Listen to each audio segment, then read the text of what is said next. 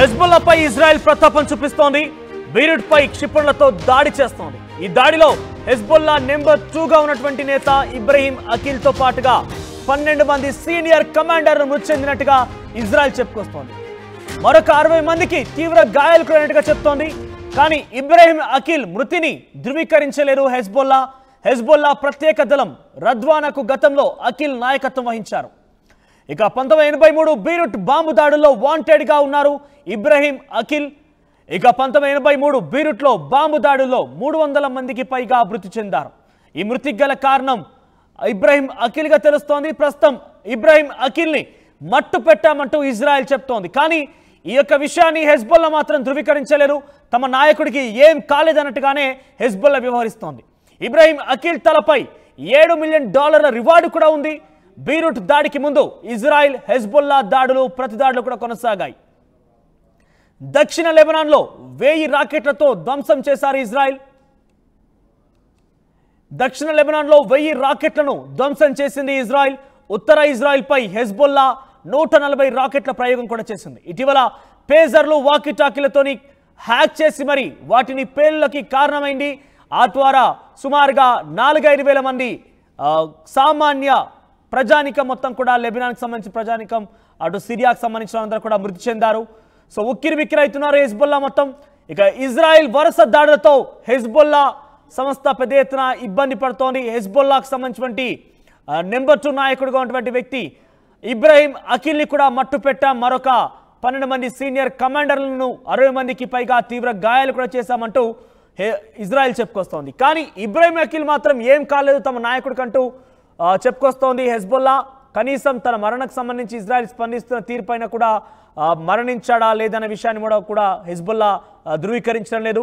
Hezbollah ప్రత్యేక దళం రద్వాన్కి ఇబ్రహీం అఖిల్ నాయకత్వం వహించారు. సో గతంలో 1983లో బీరుట్లో బాంబు దాడులు కూడా జరిగాయి. ఈ బాంబు దాడుల్లో మోస్ట్ వాంటెడ్గా ఇబ్రహీం అఖిల్ ఉన్నారు. 1983లో బీరుట్లో బాంబు దాడుల్లో సుమారుగా 300 మందికి పైగా మృతి చెందారు. సో ఈ నేపథ్యంలోనే ఇబ్రహీంపై మోస్ట్ వాంటెడ్ కేసు విషయం మోస్ట్ వాంటెడ్ వ్యక్తిగా ఆయనపై రివార్డు కూడా ఉంది.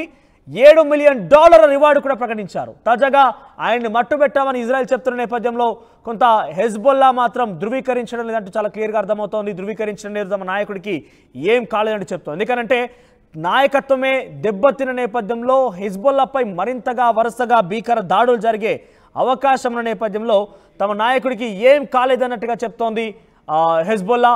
సో ఏదేమైనా కూడా ఇజ్రాయెల్ వరుస దాడుల క్రమంలో హెజ్బుల్లా, లెబనాన్, సిరియా పూర్తిగా కూడా విధ్వంసకర పరిస్థితి నెలకొన్నాయి. లెబనాన్ సిరియాలో అయితే వాకీటాకీలు, పేజర్లు వాటిని హ్యాక్ చేసి పేలుళ్ళు సంభవించే విధంగా ఇజ్రాయెల్ ప్రయత్నం చేస్తోంది. ఈ పేలుళ్ల కారణంగా ఇప్పటికే సుమారుగా 4-5 వేల మంది గాయాల పాలయ్యారు. చాలా మంది కూడా మృతి చెందారు. సో ఇక హెజ్బుల్లాకు సంబంధించి కూడా ఇజ్రాయెల్ వరుస దాడులతో హెజ్బుల్లా ఉక్కిరి బిక్కిరి అవుతోంది. సో తమ నాయకుడిని హతం చేశామంటూ ఇజ్రాయెల్ చెప్తున్న విషయం పైన ఇంకా హెజ్బుల్లా ఎక్కడ కూడా స్పందించలేదు.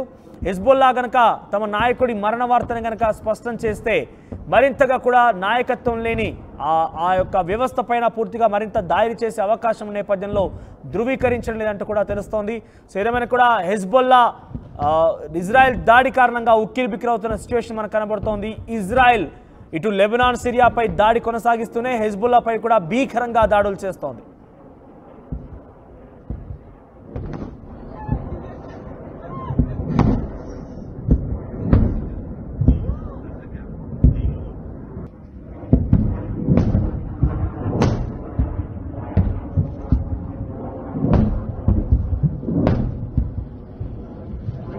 ابو حد بيتي بلزق بيتي لايك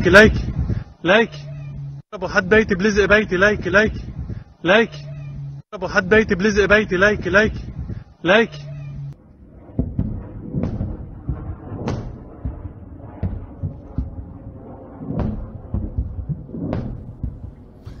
ఇజ్రాయెల్ చేసేటువంటి వరుస దాడులు ప్రపంచాన్ని ఆశ్చర్యానికి గురి చేస్తున్నాయి, కొంత ఆవేదనకు కూడా గురి చేస్తున్నాయి. ఎందుకంటే ఈ దాడుల కారణంగా 3వ ప్రపంచ యుద్ధం వస్తుందేమో అనుకుని అనుమానాలు కూడా వ్యక్తమవుతున్నాయి.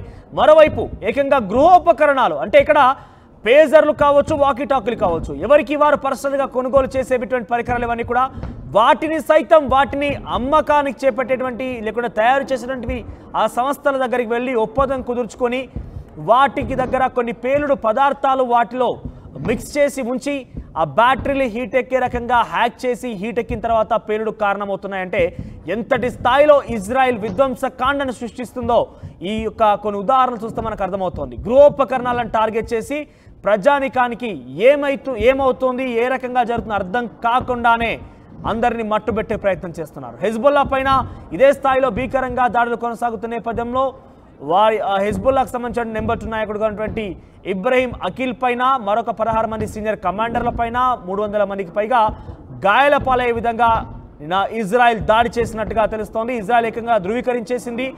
ఇబ్రహీం అఖిల్ హెజ్బుల్లా నేతగా ఉన్నటువంటి ఇబ్రహీం అఖిల్ని మట్టు పెట్టామంటూ ఇజ్రాయెల్ చెప్తోంది. కానీ హెజ్బుల్లా మాత్రం ఈ విషయంపై స్పందించడం లేదు.